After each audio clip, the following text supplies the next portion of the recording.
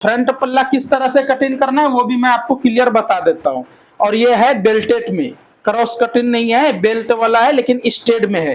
तो आप बिल्कुल ध्यान से देखिए, जब भी आपको क्लियर समझ में आएंगे कि कैसे मार्किंग लगाना है, क्या करना है। तो स्टेड है तो बिल्कुल आपको ये स्टेड बैठाना है और ये पार्ट को भी बिल्कुल स्टेड में ही बैठाइए।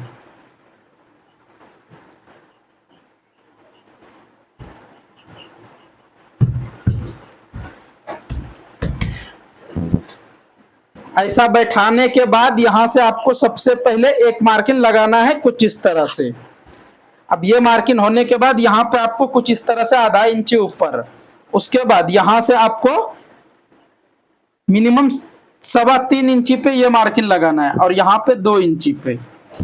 अब ये एक मार्किंग यहाँ पे भी आधा इंची पे लगा लीजिए। अब जो है 1 2 3 4 मार्किंग आपको रेडी करना है। उसके बाद कुछ इस तरह से आप शेप लगाइए। अगर आप इस तरह से कटिंग करोगे तो गारंटी के साथ बोल रहा हूं बिल्कुल कंप्लीट और परफेक्ट बैठेगा ब्लाउज, और कहीं पे कोई प्रॉब्लम भी आने का चांस नहीं रहता। अब यहाँ पे मैं ये वाला जो मार्किंग लगाएंगे उससे पहले यहाँ पे मैं कुछ इस तरह से 1-1 इंची पे लगाएंगे, ठीक है, क्योंकि ये चेस्ट उतना हैवी नहीं है, नॉर्मल है, तो नॉर्मल जैसा ही आपको 1 इंची से थोड़ा सा बढ़ के मार्किंग लगाना है। अब यहाँ वाला मार्किंग लगाने के लिए आपको कुछ इस तरह से, यहाँ पे कितना आ रहा है 3.5 इंची, तो ये 3.5 इंची को यहाँ पे रखेंगे और वेस्ट कितना है 29 इंची, तो 29 का चौथाई भाग यहाँ पे मार्किंग लगाए। उसके बाद 1.25 इंची आपको प्लस कर देना है, तो चेस्ट बिल्कुल कंप्लीट बैठ जाएगा, कहीं से भी कोई प्रॉब्लम होने का चांस नहीं रहता। कुछ इस तरह से ये मार्किंग लगा लिए हमने। अब इसके ऊपर व्हील मार्क ऐसा ही लगाइए जैसा मैं लगा रहा हूँ, ठीक है। अगर आपके पास व्हील मार्क नहीं है तो व्हील मार्क भी मार्केट से आसानी से आप ले सकते हो और बिल्कुल इस तरह से मार्किंग लगा सकते हो।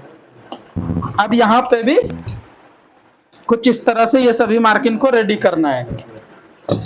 अब देखिए इसको जो है एक मार्किंग यहाँ पे भी लगा रहा हूं। अब जो मैं बताने जा रहा हूं आगे आप बिल्कुल ध्यान से देखिए, क्योंकि सबसे मेन शोल्डर है जिसका कि बोट नेक, बैक बोट नेक है और फ्रंट डीप नेक है, तो उसका सबसे मेन रोल है शोल्डर।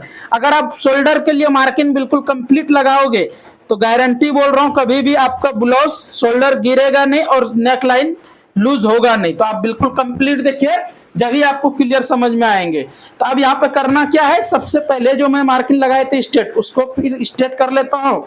उसके बाद यहाँ से भी ये मार्किंग क्लियर कर लिए। अब डीप नेक है, डीप नेक है फ्रंट, तो बैक को मैंने कितना रखे 14.5 इंची पे, लेकिन फ्रंट को कटिंग करना है 6 इंची पे और 3 इंची पे यहाँ पे भी मार्किंग लगाना है। अब ये हमारा शोल्डर इसलिए छोटा हुआ क्योंकि फ्रंट डीप नेक है। अगर मैं बैक वाला जितना शोल्डर है उतना अगर फ्रंट भी कटिंग करूंगा तो शोल्डर गिर जाएगा। तो सबसे सुपर है ये कटिंग। आप बिल्कुल ध्यान से देखिए, अगर वाकई में चाहते हो ये ब्लाउज की फुल कटिंग करने के लिए तो फुल वीडियो देखिए, ठीक है। चलिए अब यहाँ से डीप जितना भी है उतना पे ये मार्किंग आपको लगा लेना है। उसके बाद फिर यहाँ से कुछ इस तरह से आपको मार्किंग लगा के स्क्वायर में अब राउंडिंग भी लगा लीजिए। तो ये हमारा मार्किंग कंप्लीट हो गया। अब यहाँ वाला मार्किंग कुछ इस तरह से थोड़ा क्रॉस में रखेंगे स्केल और इस तरह से ही लगा देंगे, बिल्कुल कंप्लीट, कुछ भी प्रॉब्लम नहीं होगा। अब देखिए बैक वाला मार्किंग तो यहाँ पे आया और फ्रंट आ रहा है यहाँ पे, तो इसको क्या करेंगे, यहाँ भी थोड़ा सा ऊपर कर लेना है, या तो फिर इसमें जिसका कि बैक डीप बोट नेक है, फ्रंट डीप नेक है, उसमें आप यहाँ पे टक्स लगा सकते हो साइड में कंप्लीट बैठने के लिए। अब पहले मैं इसको कटिंग कर लेता हूं, उसके बाद आगे मैं आपको बताऊंगा बिल्कुल आसानी से, और आप फुल वीडियो देखिए जब भी आपको समझ में आ जाएंगे क्लियर।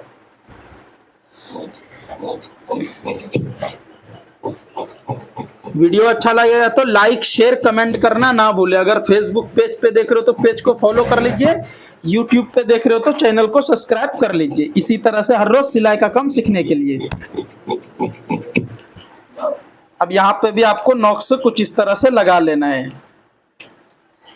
अब देखिए बैग वाला पल्ला का काम कंप्लीट हो गया, इसको साइड मैंने रख दिया। अब आपको यहाँ पे ध्यान रखना है ये गले के बारे में जो कि मैं बताने जा रहा हूँ, बिल्कुल ध्यान से देखिए हाला कैसे झाड़ना है और क्या कहाँ पे क्या करना है। अब यहाँ से एक मार्किंग ये टक्स के लिए लगा दिए और यहाँ पे भी एक टक्स के लिए मार्किंग लगा दिए। अब यहाँ पे भी एक टक्स के लिए मार्किंग लगा दिया हूँ, बिल्कुल रेडी कंप्लीट, ठीक है। तो अब जो है आपको यहाँ पे टक्स कुछ इस तरह से पकड़ना है, ऐसा पकड़ के ऐसा रख लेना है जितना कि ये हमारा मार्जिन में जाएगा। अब यहाँ से बिल्कुल नॉर्मली हाला कट कर लेना है कुछ इस तरह से। देखिए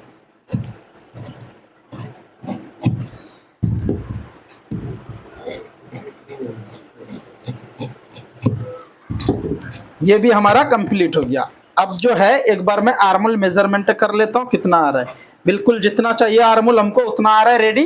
अब यहाँ पे व्हील मार्क ये सभी मार्किंग के ऊपर मैं लगा लेता हूँ, तो ये बिल्कुल आसानी से मालूम भी हो जाएगा किस तरह से कटिंग है और कैसा है, और आप कटिंग भी इजी से कर सकते हो, कोई प्रॉब्लम नहीं होगा।